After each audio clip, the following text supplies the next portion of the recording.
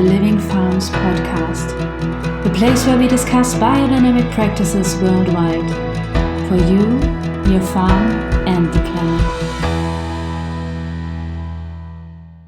So, welcome to the Living Farms podcast.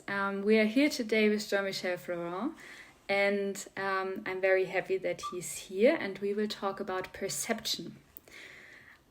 Because Jean-Michel and we recently had a project about perceiving the farm organism, and we will also have an online course in September about perception and the farm organism. So we thought it would be nice to introduce you a little bit already to the theory of perception and to exchange upon this complex issue. So thank you very much, Jean-Michel, for joining. You're welcome. Thank you for this podcast. So let's just jump into the topic. You initiated the project about the perception, and why do you think it's important to have a project about perception of biodynamic farms or farming in general? Yeah, it's nowadays we can see the situation for the farmers is really not easy. It will be difficult. It becomes more difficult every day, so to say. If I ask farmers what are your biggest challenges today, they will very often answer the climate chaos, the climate change, or the always changing conditions to work. So maybe it was always for farmers important to perceive the situation, to perceive the climate, to perceive the growth of their plants, the well-being of their animals. But now with the everyday changing situations, it's much more needed that they really perceive on a very good way what is happening every day to help to accompany the soil, the plants, and the animals. Otherwise, they are suddenly surprised and they get a big disease, and it's too late, so to say, because with biodynamic farming or even also organic farming, we don't have such pesticides and we can destroy disease. So we have always to avoid, we have always to prevent. So it's one aspect on this importance of perceiving.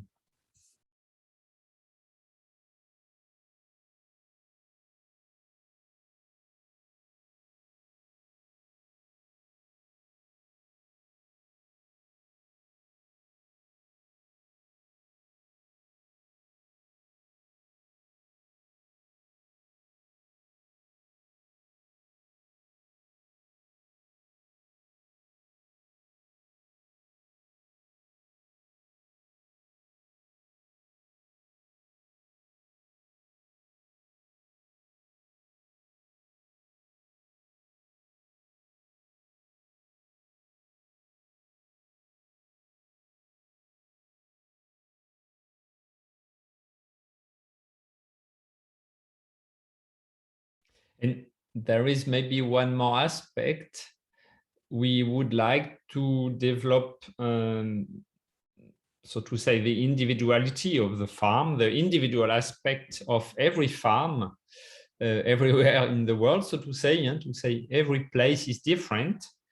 And for this, you should really perceive, you should really look at your place to be more and more in connection with this place and to understand the very specific aspect of the place. So you can compare with other places, but you cannot take the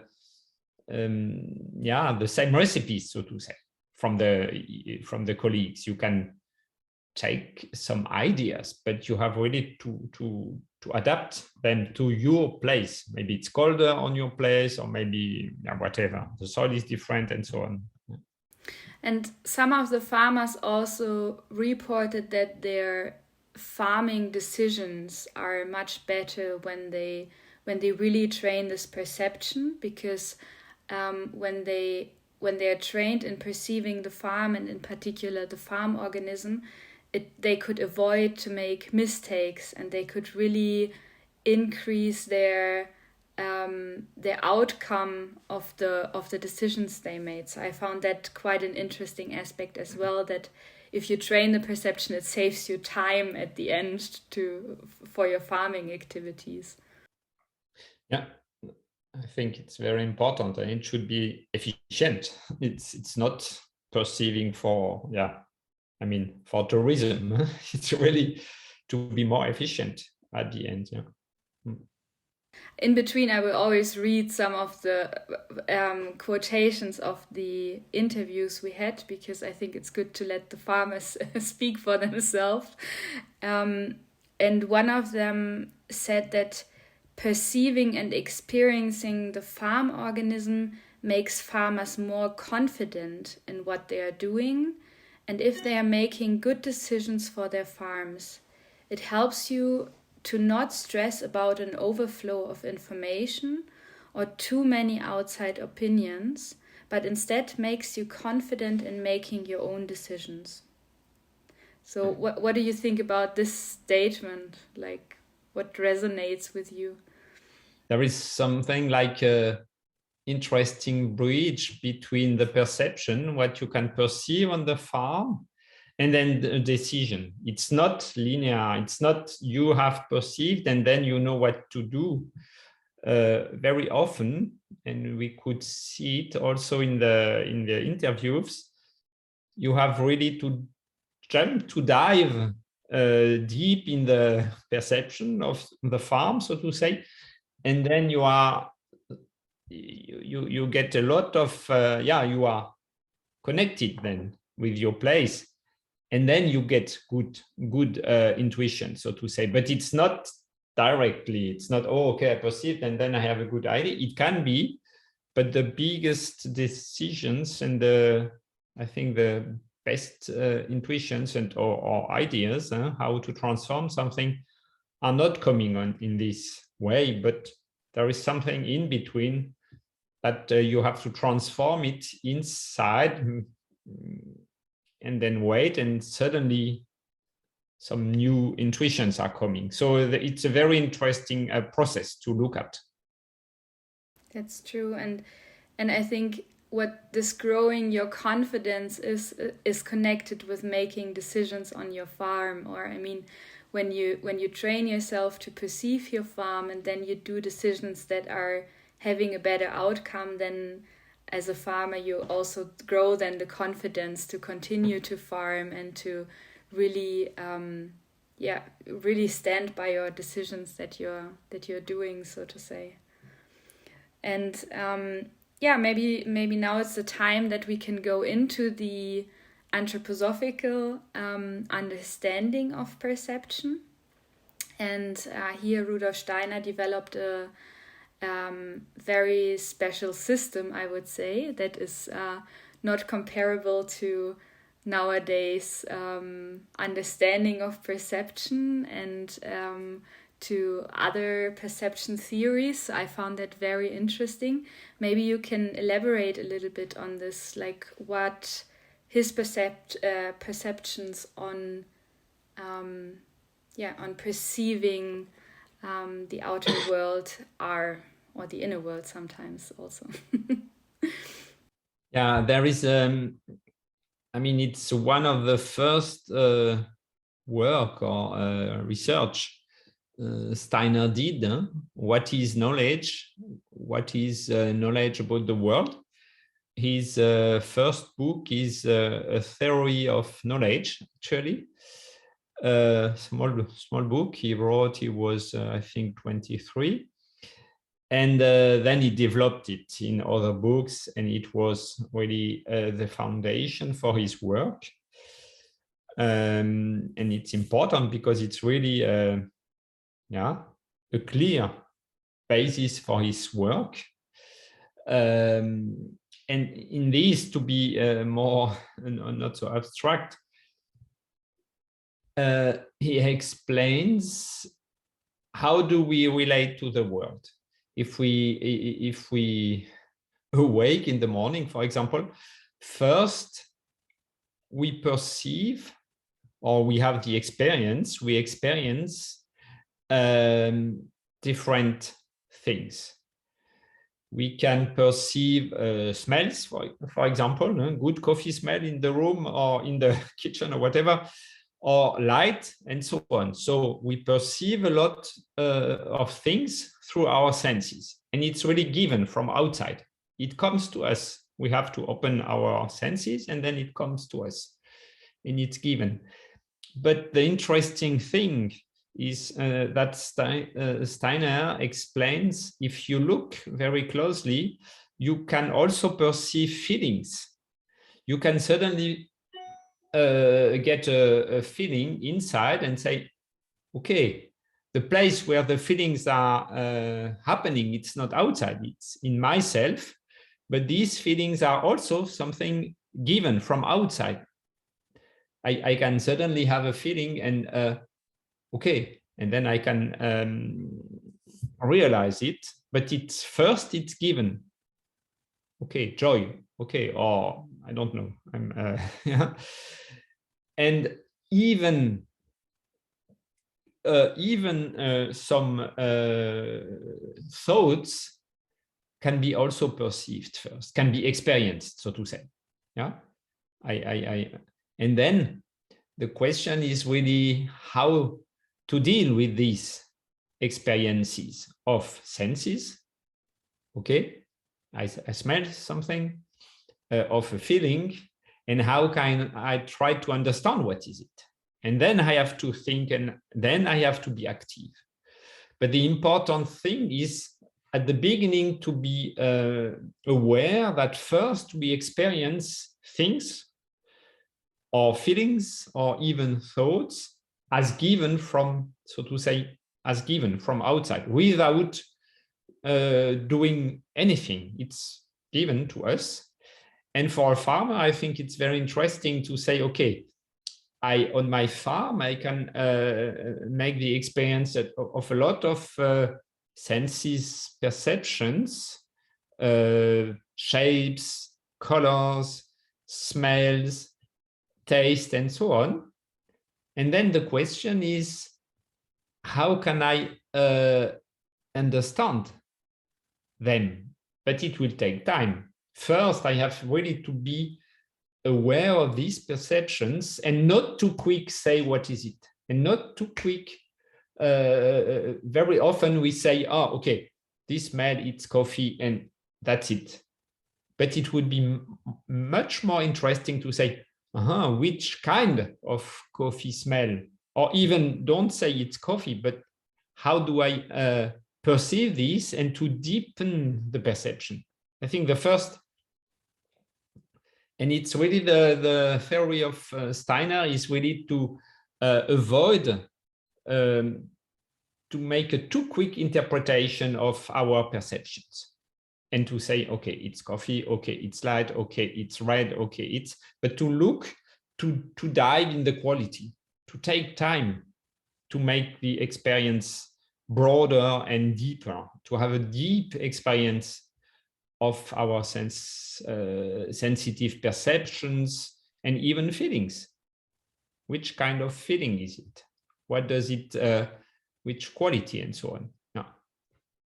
I think what I found also quite interesting was that when I started working with that topic, that he has so many, that he makes us aware of so many different senses. Like he has this 12 different senses, and normally we just think of this kind of, okay, smell and taste, that's clear, and maybe then you have the sight, or like being able to see as a sense.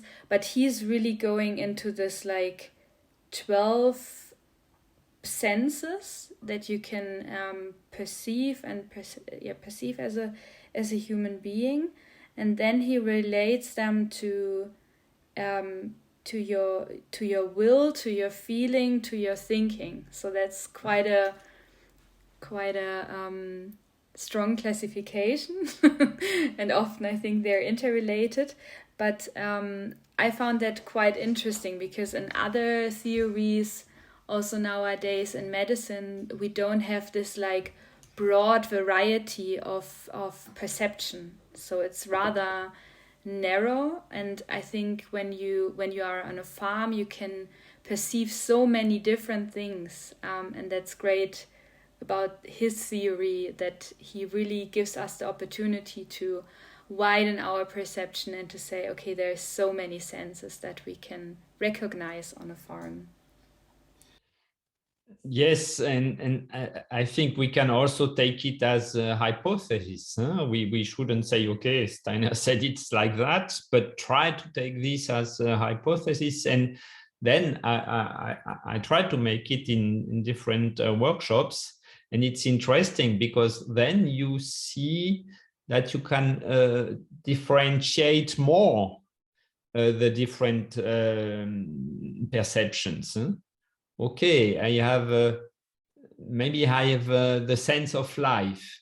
That means I feel alive, or I feel a little bit weak.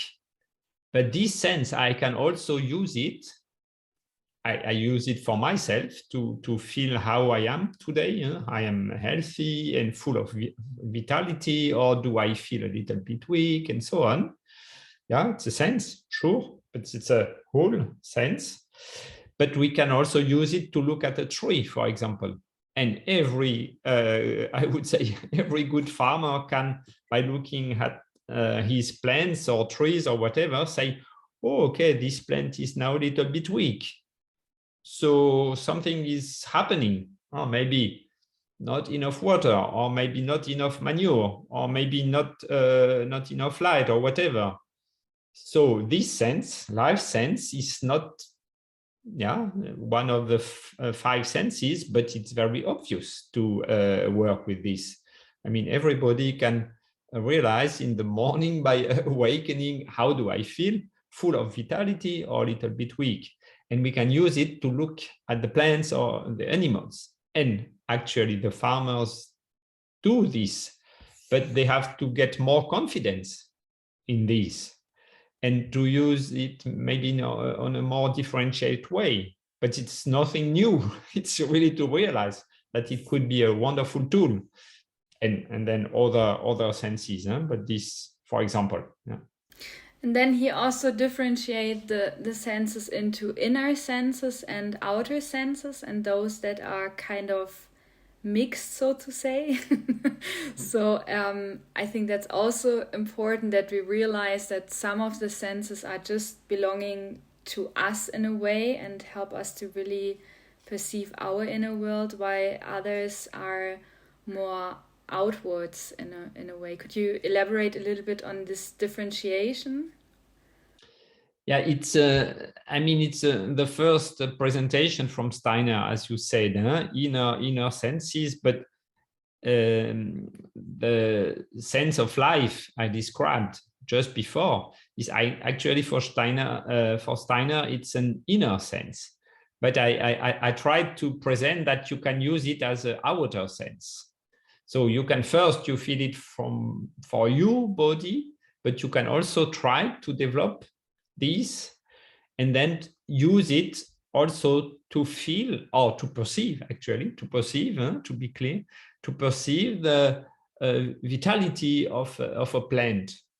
And then there is this sense of balance. How do I feel in balance, or so on. You can feel if you use maybe more if you close your eyes, and so you feel your balance. But you can also use it if you look at a plant, at a tree. Yeah, does this plant grow in balance, or is something not really in balance? Is too much shadow on one side, and then the tree is growing like that, and so on. Then you can really use it also to look outside. So these we can use these inner senses and develop them also to look outside. So, and it's very interesting. It opens a lot of new possibilities, a lot of new exercises, so to say. So you can really use this to connect with your surrounding landscape, so to say, on this sensing level. Yes. Yeah. And then when we started to draw out the project, then we realized the difficulty, so to say, of our current system, and how research in particular, or also how the farming decisions are trained also nowadays.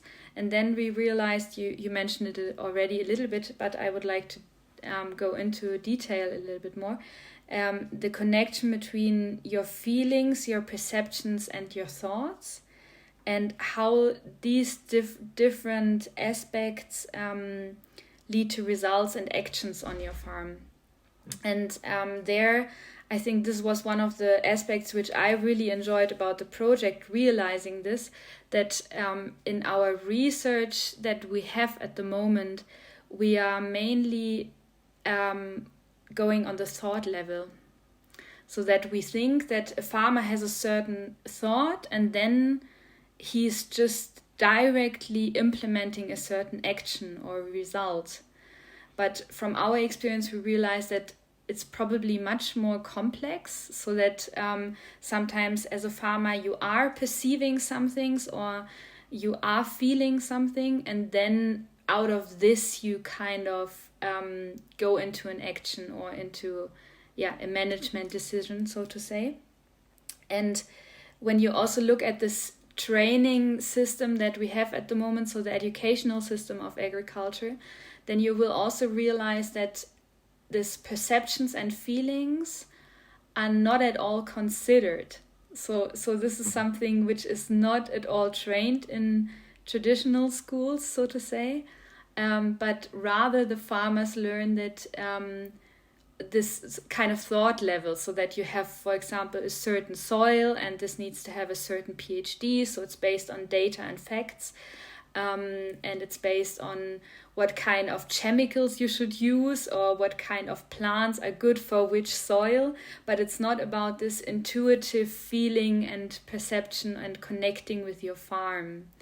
And I found that quite interesting, because we also had this during the interviews, that some of the farmers said when they are just on this thought level, that they may just do decisions also in biodynamic farming which are not good for their farm organism. So I will give one short example here, but for example, one of the farmers, they said they planted sugar beet roots. No, sorry. And so this deep rooting plants which are for sugar production, and this was not good at all for their soil. But they read this and said, okay, as biodynamic farms, we should have this kind of crop, and they did not really were at this moment in connection with their farm organism. And then the farmer said, yes, and this actually just this only thought-based decision lead to very difficult soil management problems in the longer run. So they really had to build up afterwards the soil. And I found that quite an interesting example, that if you're just on this thought level, that you can really make wrong decisions for your place, even when they're maybe sounding good at the beginning. I think it's really very often the case on farms today, because the farmers can get subventions, can get subsidies, so to say, for certain crops, and it's every I don't know, 5 years or so, new things you can grow, and then you get money for this, and it's really a big problem, I would say, because then yeah, you have to plant a lot of, I know the example of south of France, huh? Too much vineyards, then you have to take them away, and then you get money for something else.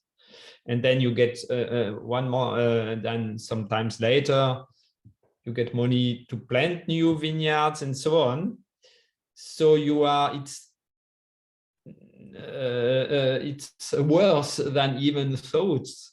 It's something coming from outside, from a big political system. And this system doesn't give the farmer really the possibility to enhance, to develop on his farm the best crops, the best possibilities. Some tried in Switzerland, for example, for these environmental subsidies. But even in this case, they have to look if you need these kind of trees, of fruit trees and so on, then you get more money. If you have too many trees on this other place, you get less money. So it makes a strange thing that you are looking what can help to survive. But then you lose more and more the concept of your farm, the organism of the farm, and then you look more for what can bring me more money than what can be good for my soil. So I mean, we are in a, and I don't say with this that the farmers shouldn't take these subsidies, but they should take them out of holistic perspective of their farm, and then they can say, okay, I have a concept of my farm through my perceptions, what I see, what I can what could be good for the farm, and then I can maybe plant one crop because okay, it's I will get more money for this. But the other way is very problematic, and then the farmer is not more responsible for his decisions, so to say, at the end, and it's not more connected to the place. And I think it's a big danger also for the autonomy of the farmer. So it's like going from one side to the other.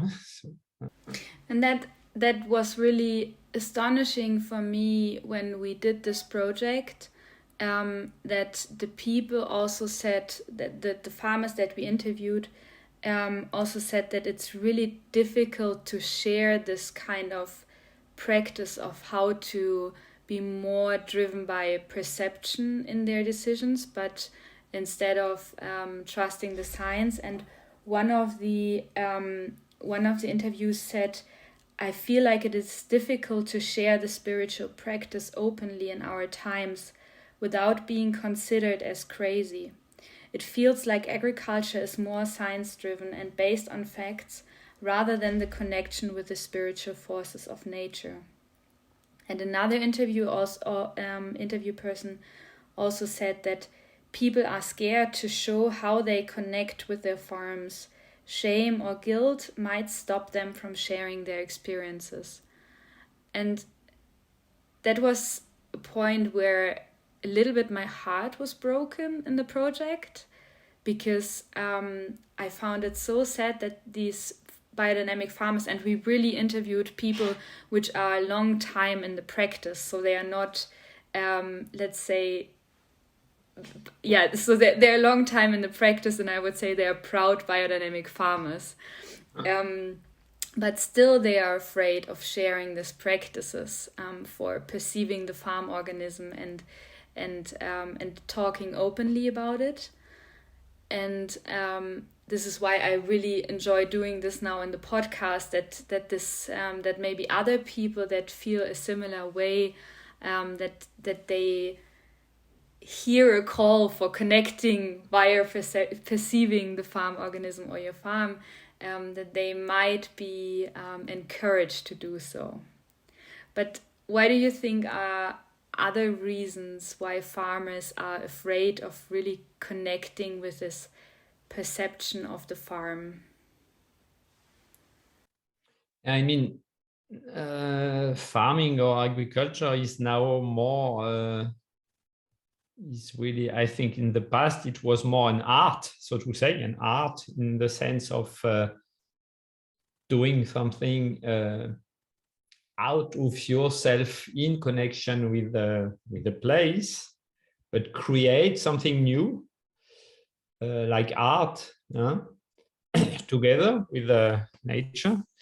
And now farming or agriculture is really seen like you have the science, you have agronomy, you have farming sciences, and you have to implement this. You have to make this on your farm.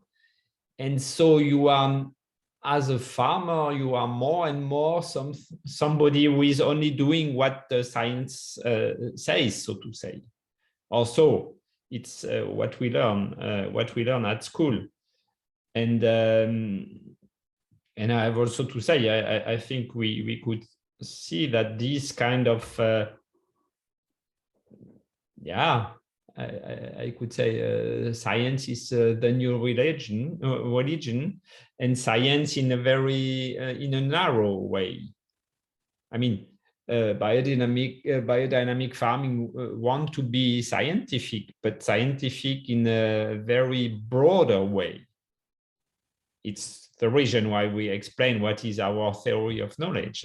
To be scientific, that means for us to be clear on the processes. Where do we get the informations? How do we get the new ideas, and to follow it? But at the end, I think, and it's interesting because we see this with the, as you said, with the good experienced farmers. There is something like art. That means a lot of farmers, and sometimes also vintners, for example, because the wine presents this quality of specific quality of the place, terroir, and so on. And some farmers explain, I have really to be in connection with my farm. I have really to be speaking or working with another organism. I am one organism or one individuality. I have my farm individuality, and through the co-creation, then we can make products which are really authentic. We are really specific from the place. And it's really very different. It's like create a new piece of art. Yeah, every year, because the weather is different and so on. Maybe it could help to go in this way, and to say, okay, actually, farming is not science. Farming is art. But it's provocative today to say this.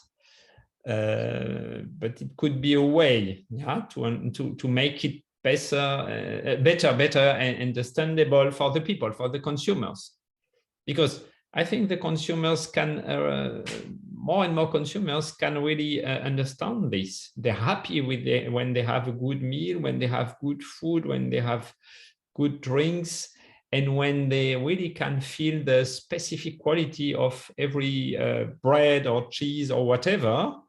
It's like a piece of art. And then I enjoy it because it's something different. It's not always the same. From this farm, it's different from the other farm. It's not industrialized food. And I think it could be a way to go in this, and then to give the farmers more confidence. Actually, you are working more or less like artists, and the artists are not asked always to explain, is it scientific what you do? But we say, yo, wow, wonderful. I mean, or not wonderful, it depends. But yeah, when good piece of art, it's wow. So that's a good idea. And in biodynamics, we sometimes like to make provocative claims. So maybe we can. I know it's provocative, yeah, but only to think about. Yeah. And I mean, it reflects quite well what some of the interviews also said, that this new aspect of perceiving your farm is taking time and really asks you to also change yourself. So it's something where you really need to be willing, so to say, to also reflect your own inner thoughts and to try to do it again and again and again. And I'm sure we will do a second podcast on how to train your methods and perceiving the farm organism. So I won't go into that detail yet, but I think you're right. It takes time, and it asks the farmers to also consider themselves, and that may be challenging for the common practice, so to say. And another aspect was also this. I think you mentioned this with a self-confidence. This question of if your own feelings or perception as a farmer is the right one, or if you're just, so to say, mirroring something that you feel. And I think that's an interesting question, because it raises the question if there is an objective perception possible, or if it's anyway always just a subjective. And maybe we can elaborate a little bit on this, because I think Rudolf Steiner also had a very specific thought on this, which I found quite valuable in this question. I mean, the seeking for objectivity is a new one. Huh?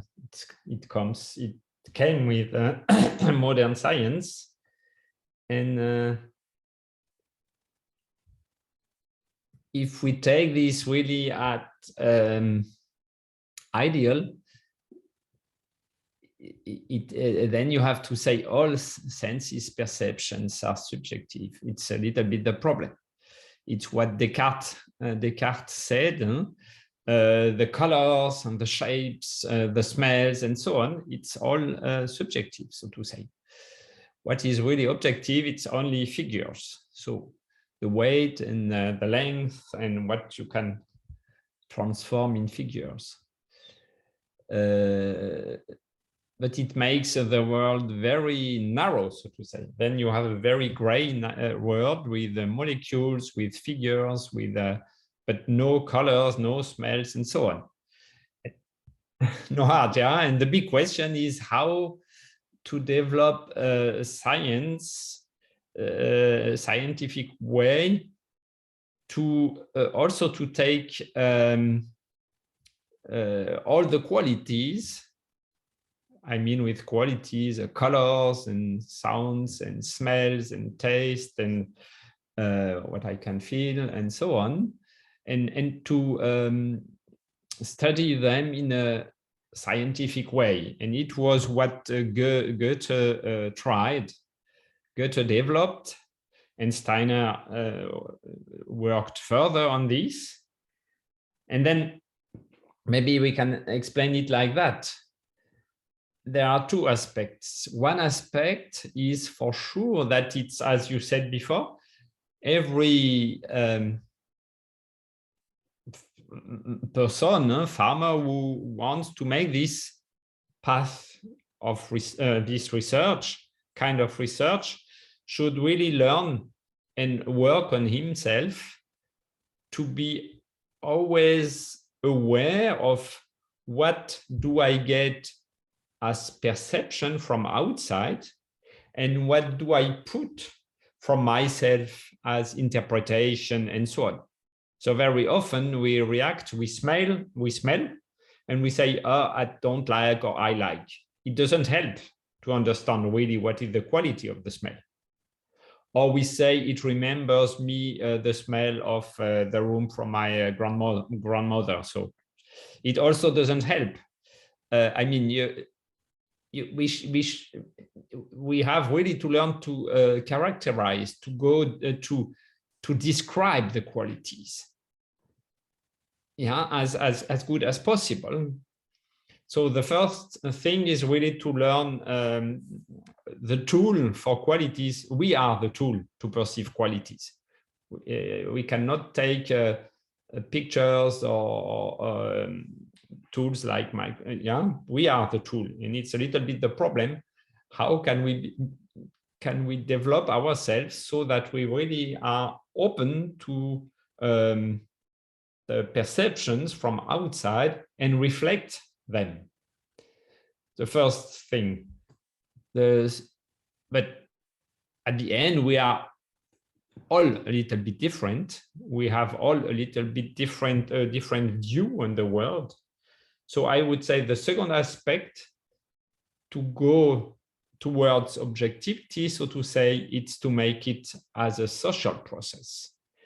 And it's very interesting because in biodynamic farming, in different countries, we have farm talks. And in the farm talks, some colleagues are coming on the farm, on a biodynamic farm, and they go for a walk, and the farmer should present his work and so on. But the colleagues are like a mirror. They are mirroring what they see. And I think this kind of work is really wonderful. That I want to say, we need a social process to be sure that we don't invent that we really look at the reality of the perceptions and not think, oh, okay, it's like that or like that. We can dream, but together we get something intersubjective. It's not really objective, but it's intersubjective. So there is really, I think, we can in this way have a good mirroring of the perceptions and then describe them together.